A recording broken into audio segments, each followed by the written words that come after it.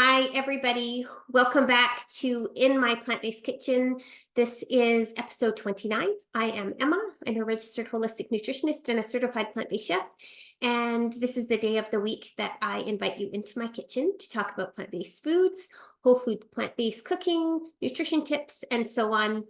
And this week, I'm going to start a little series. I've been getting a lot of questions about heart health and plant-based eating.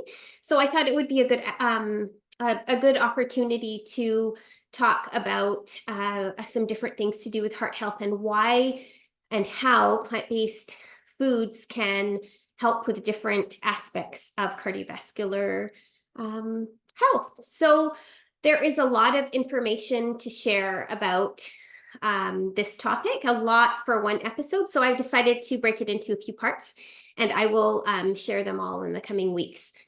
In each part, I'm going to go over a piece of nutrition and then talk about some foods and recipes that are related to that piece. So let's get started. Our hearts are fist-sized organs that work hard every moment of every single day, and we should be doing everything we can to protect them and keep them going strong. But cardiovascular disease is the #1 killer in the US and #2 in Canada, accounting for about 20% of deaths in our country every year. Heart disease has probably touched most of our lives in some ways, maybe ourselves, maybe someone we love. And there are a number of factors that play into this. But what we choose to eat and how we choose to live are an incredibly important part of this. Something I think it's really important to understand as we talk about this topic is that it's not only those among us who have been diagnosed with high blood pressure or high cholesterol or something like that who need to be concerned about heart health. Studies have shown that atherosclerosis, which is the process of thickening and hardening of the walls of our arteries, can start in childhood when someone is eating a standard North American diet. But the good news is that there's so much we can do to make sure that our hearts and our arteries and our entire cardiovascular systems are strong and healthy by choosing the right foods. And it's never too late to start. That is a really, really important point. We are not fated to the disease, because it's in our family. It doesn't necessarily mean that we're fated to heart attacks and poor cardiovascular health. In the work I've been doing through my business, Plantbased R.H.N, for the past 8 years, I've seen many people reduce their blood pressure, reduce cholesterol levels, and improve arterial health simply by, 1, focusing their diets around whole plant foods, and 2, reducing or eliminating fast and processed foods and animal products.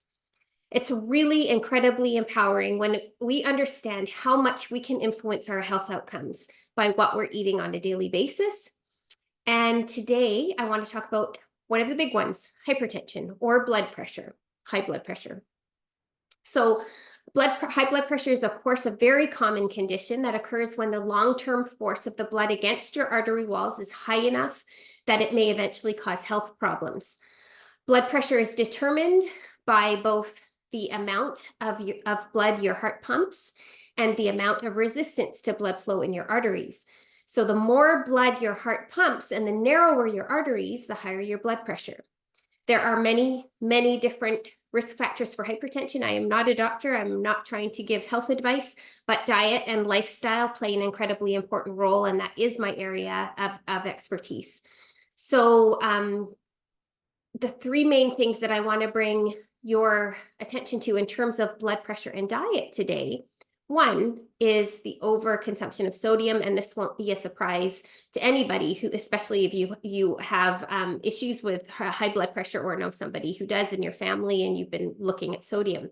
But this is an incredibly important factor because too much sodium in the diet leads to water retention and a rise in blood pressure, and it damages the endothelial lining of the blood vessels as well.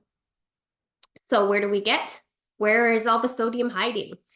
Processed, packaged foods, restaurant meals, all of those places are common culprits for hidden added sodium. And fatty foods, especially saturated fats and those containing trans fats, which tend to be in the same types of foods, cause our blood to be more viscous, thicker, which increases our blood pressure. So, and this can happen just after a single meal of eating those foods. But if you're doing it all the time, then you're really, really crippling your cardiovascular system to function properly. When you cook at home, you can, of course, control the amount of salt that you're putting into your food. You can eat out as a treat rather than as a habit. That will go a long way to controlling the sodium that is in your diet. But I have a few tips to share today. One, and these are obvious, but maybe good reminders. Take it off the table. Don't add it. Don't necessarily. You don't see it as much anymore, but certainly in the past, and certainly still at some tables, there's salt and pepper on the table, and before even tasting the food, it's a habit to just add salt in particular to the food. And I would say that's the first thing to become very conscious of. Take it off the table. You can use other things to flavor your foods if you really feel the need to do that. One of them is something I have right here, Table Tasty. I've mentioned it a number of times. Something that you can get online, and it's one of the best salt alternatives that I have found. So that's one alternative. There are plenty of salt alternatives out there, but that's one option. You can try using herbs and spices. Lemon or citrus are really good ways to accentuate the flavors in your foods. So just don't automatically add the salt. A lot of people add salt to water that they're cooking pasta in, or they add salt to water that they're cooking potatoes in. And you'll learn this at cooking school. I did. That it brings out the flavors better in the foods, and that may have some truth to it, but at what cost? So I think that if you get into the habit of not cooking your foods, just automatically adding salt, that can really be helpful. And you get used to having less salt in your diet. You definitely do. And anybody who's been on a low fat diet or a low salt diet and gone from whole milk, for example, to skim milk, or to regular salt, to a really low salt diet, then eats those foods again and and finds a really big difference, and they don't necessarily like the taste. So it really is what we get used to. So you have to give yourself a little bit of time to get used to it. The second thing I want to talk about that's related to hypertension is a lack of potassium-rich foods in most of our diets. This is another factor that affects blood pressure dramatically, because in your cells, potassium-rich foods help to balance the amount of sodium. It helps to relax your blood vessels and improves your blood flow. So what kinds of foods are we talking about? We're talking about sweet potatoes, avocados, winter squash, broccoli, spinach, green leafy vegetables, beans, lentils, grains. All of these are very rich in potassium. So load up on those whole plant-based foods. Really, most fruits and vegetables have a good amount of potassium in them. So they're really good. If you're eating a good, healthy variety of whole plant foods on a daily basis, then you will be getting lots of potassium. But so many people don't get that potassium in their diets. So that's something to be aware of if that's where you're at with your diet right now. And it may be tempting to think, maybe I should just take a supplement for potassium if it's that important.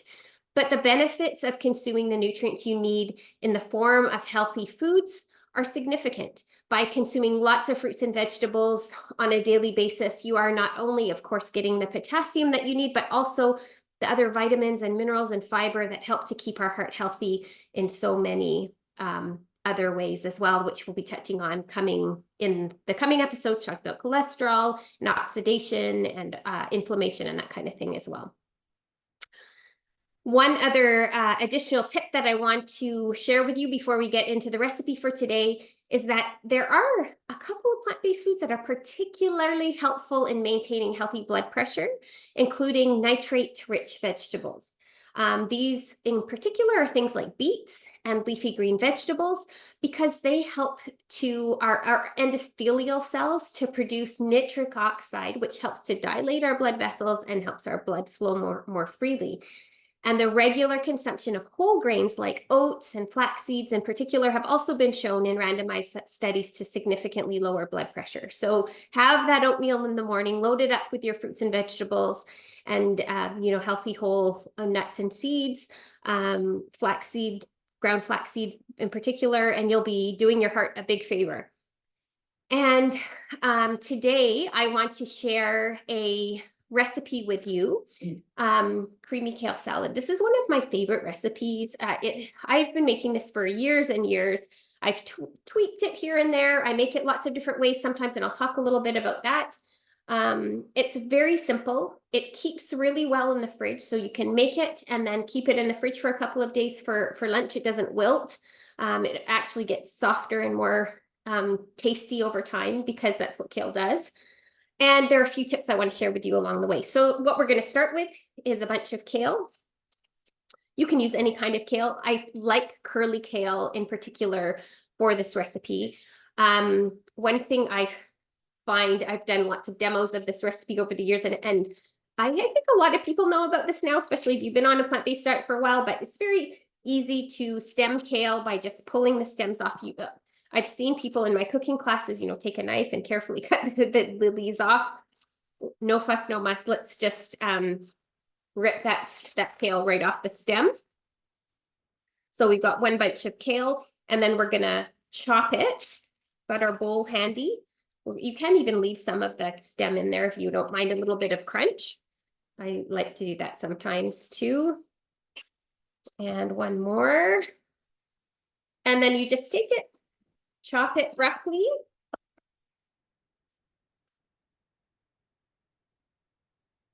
Kind of bite-sized pieces. You don't want to have huge pieces of kale because it's not going to reduce that much. It will reduce a little bit with the massaging that we're going to do. I love teaching this recipe to kids too. They love this recipe. If you have little ones in your family, they love getting their hands dirty with this recipe. It always surprises me. I've taught this to a couple of different library classes, and thought, oh, kids gonna like the kale. It's a kind of really green recipe, but they go for it. So, and kale is, of course, other than loaded with heart healthy components that help your body to produce the nitric oxide that I talked about. It has lots of fiber, it's got iron, it's calcium rich, so a great food to include for so many different reasons. That's one of the reasons why I love whole foods plant-based eating, because it's not just good for your heart, it's good for every aspect of your health. So we've got a bunch of kale all stemmed up. Next, we're going to use half an avocado. So just cut your ripe avocado in half, give it a twist, and we're going to use this. So I should have a cloth handy because this gets a little messy. I don't bother to scoop it out. You can do it if you don't like getting your hands dirty, you do it with a spoon, but I just squeeze it right out like this. This is going to be our whole fat in this salad. So we're not using any oil. We're not using any salad dressing. We're going to be using the whole fat of the avocado, which is of course vitamin E rich. Really, really good source of fiber as well, interestingly. A lot of people don't associate avocados with fiber, but they are very fiber rich. And the whole fat is important because it's going to help you to absorb the fat-soluble vitamins like the vitamin E, the vitamin K, which the kale is also very rich in. And it's going to help to soften up the salad and give it a really nice, it's not going to, you kind of need a little bit of fat to, so that the lemon juice is not going to get, feel, it's not going to feel like a watery salad. You want it to have a nice consistency. So this is all about not just the nutrition and getting the most out of your food, but also making it really tasty as well. So the next thing we're gonna put in is about 2 tablespoons of lemon juice, and that tends to be about half a lemon. So I've got half a lemon here. I don't have my fancy lemon squeezer today. I'm just going to use my fork to get all the lemon juice out, and a couple of seeds too. I can see that's the only downside. I should put my fingers in to catch those, but that's okay. I'll do that from here. Make sure I don't get any more seeds in my salad. But about 2 tablespoons of lemon juice, and you can measure it especially the first time if you'd like to. The lemon juice is a citric acid, of course, and that is going to help you to absorb the iron that is in the kale better. It's also going to help to flavor the salad. So we're not going to, you don't need to add a ton of salt to it, or any at all if you want. I have made the salad just for the table tasty, and it is absolutely delicious. The next thing is, I have a shallot here. I'm going to use that today. You can use either a shallot or a, you know, a little bit of red onion, maybe a quarter of a cup or so. And this is going to give you your allium vegetable, which is, of course, great for your immune system, providing lots of other nutrients as well. And here we go. Should have cut this up before. A little bit hard to peel. Okay, and I'm just going to slice this thinly and put it right into my salad. If you want to make sure, if you're sensitive to onion, you can use a little bit less or really chop it up. Actually, I think I will mince this a little bit more. You could also put garlic in this salad if you love garlic. A clove of minced garlic would be lovely. And then I often will, making this a heart-healthy salad, put some shredded beets in. Then you've got your two super nitrate-rich veggies, got another seed there, together in one salad. I don't have any beets today, so I'm going to do a carrot instead, which is often a really nice thing to do too. So I haven't grated, or I haven't peeled my carrot. Lots of the fiber and the nutrients are in the skin. This is like an organic carrot, so I'm gonna go right ahead and just